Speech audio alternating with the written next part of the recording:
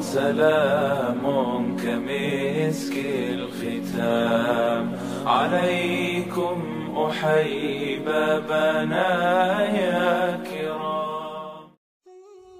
به نام عزت پاک با عرض سلام و ادب و احترام.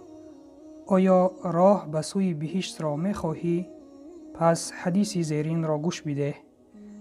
پیامبر اکرم صلی الله علیه و سلم فرمودند: کسی که راهی را اختیار کند که در آن جستجوی علم باشد، خداوند با سبب این راه بهشت را بر او آسان می گرداند.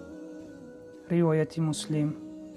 پس برادر و خواهر عزیزم، راه‌های بهشت بسیار هستند و یکی از این راه این طلب علم کردن، علم آموختن و عمل کردن به این علم است.